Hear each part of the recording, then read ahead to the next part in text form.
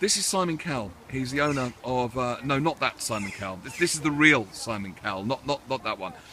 This man doesn't promote pop stars. He promotes the welfare of wild animals.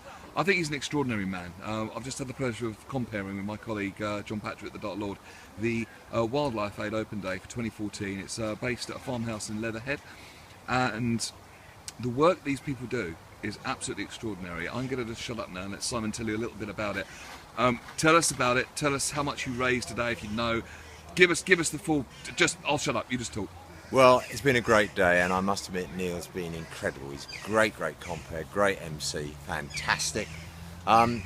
It's the one awareness day we have a year. We're a wildlife hospital. We don't want to stress the animals out, but once a year we feel we have to open our doors to our members and to the public so they can actually see the work we do. We deal with 20,000 wildlife incidents a year. We're one of the largest wildlife. Hang on, I thought you said. Stop for a minute. I thought you said 20,000 then for a minute. 20,000 a year. That's insane. It's a lot. And we work literally 24/7, 365. Very dedicated staff. Amazing band of 300 volunteers. And I just sit and look good. I don't have to do anything at all. It all just happens around me. But it's hard work, and it costs us over £1,000 a day to run this centre. So a day like today is not only awareness, but it's also about trying to get money in, try to encourage people in to be volunteers. So it's been a great day. Weather wasn't really with us. I should think, sadly, our take is down on last year. Last year was about 15,000. It would be nice to think we got 10,000 this year.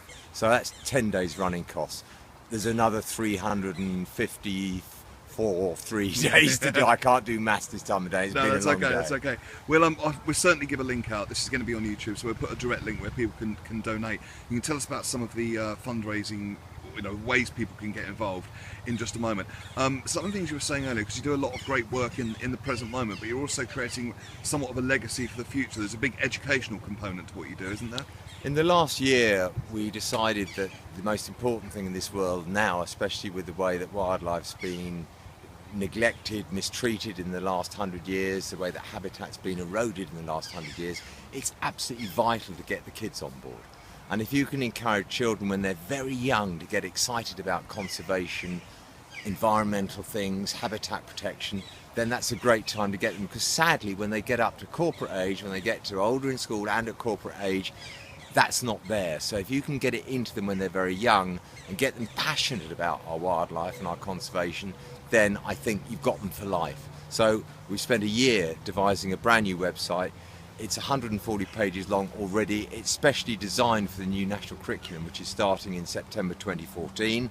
So teachers go there, parents go there, children go there. We've got games coming up on it, all sorts of things happening, and we've got another 2 years to work on it. So we're going to keep adding to the site for the next 2 years to make it more exciting. So it's a legacy you're leaving, an incredible legacy, and an important one, because I suppose if any part of the whole suffers, the ecosystem goes out of balance, we all basically suffer. So if we abuse the wildlife, in a sense, we abuse ourselves. Does that make sense? Does that sound It does. I mean, the approach to any wildlife care, any habitat care, has got to be holistic. You've got to envelop the whole thing, because the food chain is vital, and actually will suffer the most. If you did lose a lot of the animals, then you would start to get plague back, you get disease back, all sorts of bad things. Sadly, governments and corporates don't care. There's too much greed in this world. I like money, don't get me wrong. I'm not a goody-goody, but you've got to put a bit back sometimes, and I feel this for us is important. So to put something back, how can people get involved, please? There's a million ways.